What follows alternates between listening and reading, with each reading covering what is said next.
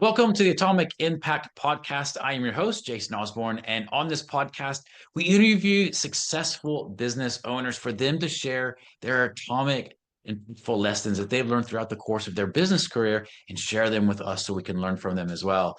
As always, this show is sponsored by the reverse podcast method, the new way to close deals that doesn't rely on any of the old traditional methods that everybody hates.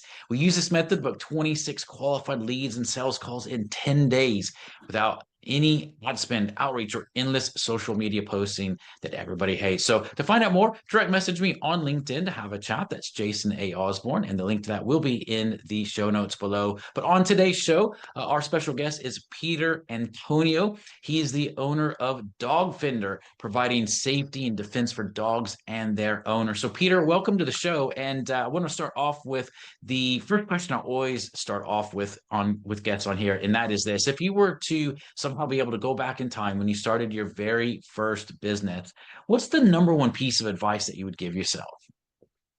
Well, if I was to go back to the first time I thought about opening up a business, those days were completely different. I think today is another kettle of fish. I think to be it's back then or now, I think you've got to really be open-minded. You've got to really think carefully about what you're planning to achieve, what your business is, and try and do your research first. Research is everything. Make sure you research. Is all I can say. Make sure whatever you're thinking of doing is going to be viable out there in the big world, because nowadays it's very, very difficult, that's for sure. Yeah, yeah. When you talk about research, is there a balance that you found with what you're doing where researching too much can actually just create unnecessary longevity of actually launching something and getting moving? Like, is there a balance between those two things you found? Because obviously research is important, but if you research too much, you never implement. So where's the balance for you? Well, I think what comes hand in hand with research is you've got to be open-minded, and you've really got to be a critic as well of yourself, and you've got to be controlled. Yeah, you can over research everything. That's very true. And sometimes over researching something can put you off. It's like if you've got a pain in your shoulder and you go on the internet and you start researching, oh my God, by the end of what you've read, you're dying. So yeah, for sure. There is a point where you've got to sort of say, I've done enough research, and then just sit back and think about everything. Just really take it all in and plan. Just plan after that what you believe, what you should do, and just be cautious. Just be cautious. Yeah, yeah. Good advice for sure, Peter.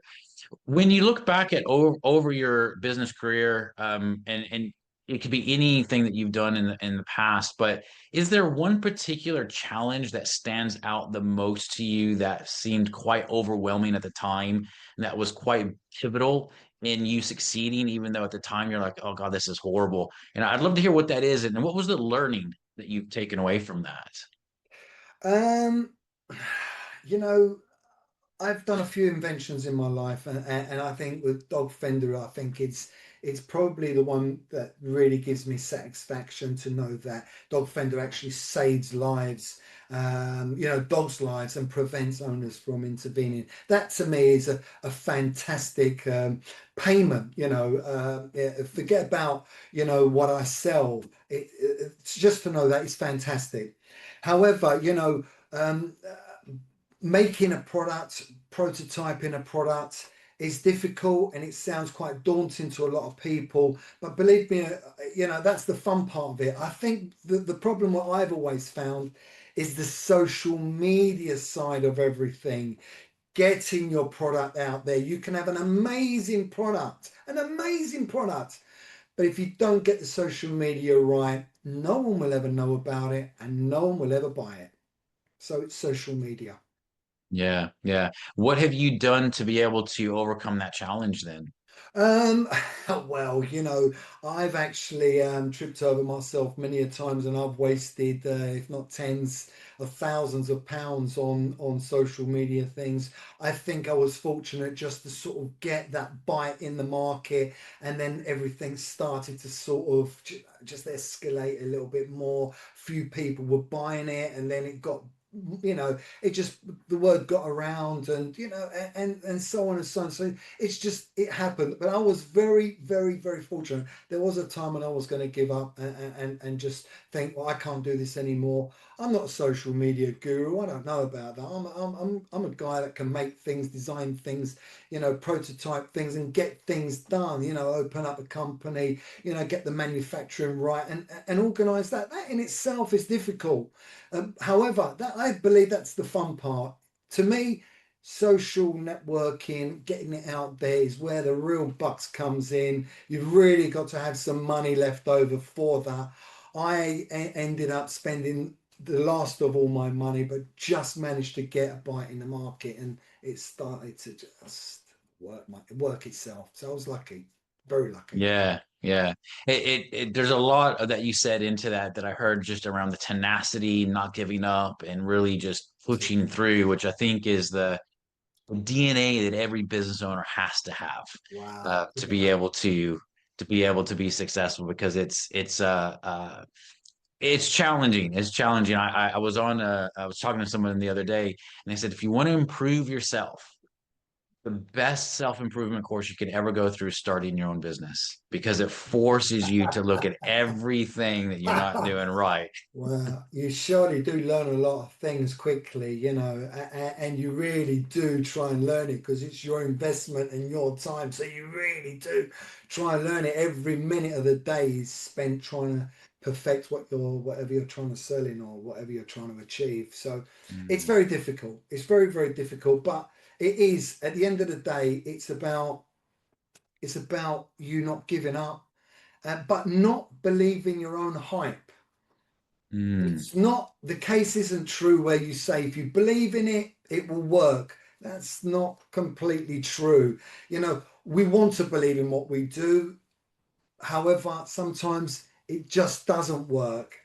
You only hear of the successes, never the failures. So the failures, there's loads out there, but you just never hear them. You never interview them. You only interview the success people, the people that are successful. So it's not true. If you believe in it, it doesn't mean it's going to happen. You've got to be mm. grounded. Yeah, yeah, yeah. And there's a lot of truth in that. I think it's very rare, I think, for someone for their very first business to be the thing that just really takes off. There's a lot of learning that has to go into each iteration of the business you go into. And it goes from hopefully from success to success, but oftentimes there are a lot of failures in between those times as well. So yeah, love that. Love that, Peter. That's really good advice on there. It can be lonely out there, believe me. Can be Yeah, lonely. it can be because a lot of people just don't understand the journey that you have to go on for that. Is speaking of that lonely element, obviously this podcast is around helping business owners, and I think that Absolutely. that's a really big thing that business owners have to have, even if they run a large organization with hundreds or even thousands of people, it's still lonely, even though there's a lot of people around.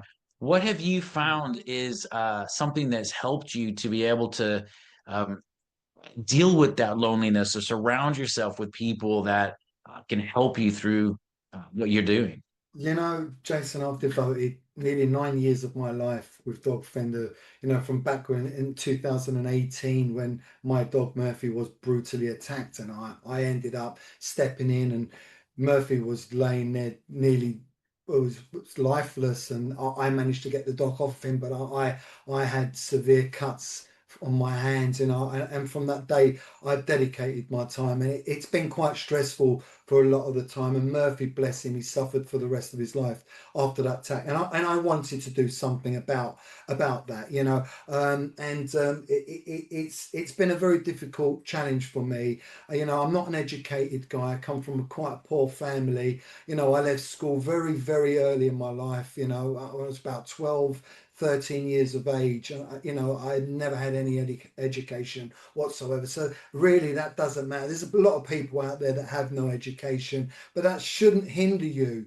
I think the main thing is that you actually got to get up and go and do something. You think about it, and you don't just think about it. I don't want to go to my deathbed saying, I could have done this, I could have done that, I should have done that.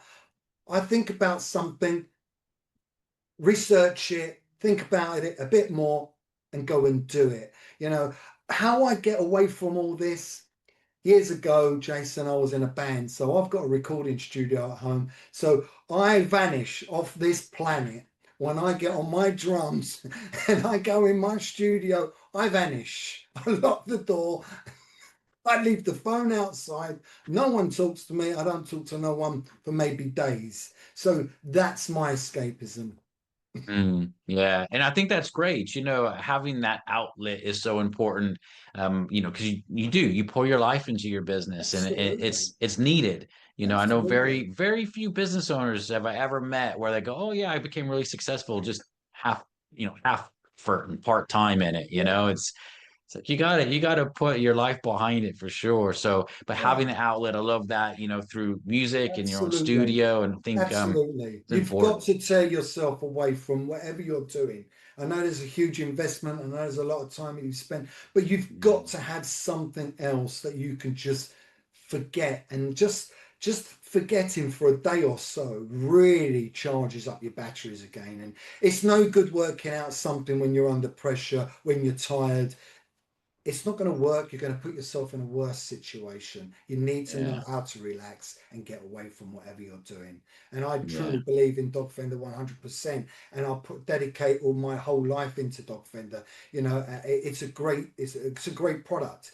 Mm. But you need an escapism, that's for sure. Yeah, yeah, for sure.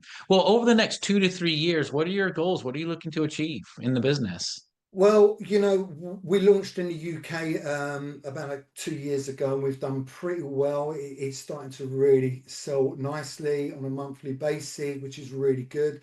The amazing thing is that we're saving dogs' lives, and we're preventing owners from intervening. And that's great. But I think my vision now is America. I'd like to have an investment from an American company or an individual that sees the potential of Dog Fender. You know, Dog Fender could be a humongous product. You know, Dog Fender is what we've got now is just the start. There's loads of other products that we've thought of doing, but I Mm. think America is where I would like to be in the next 2 to 3 years selling over there. You know, the Americans have open-minded. They've got 90 million dogs. I know they have problems with dog on dog attacks, and actual just not dog on dog attacks, but wild animals as well, like coyote, wolves, and dingoes and stuff like that. So, you know, Dog Fender can help with that. So, if anyone's listening and they're in America and they want to invest, get in touch.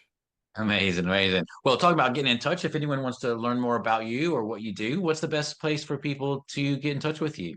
Well, you can get in touch with me through my email, which is peter@dogfender.com, or you can get through on our website, which is dogfender.co.uk. But there's many ways you can get around me. I'm on LinkedIn as well, so you know you can find me there.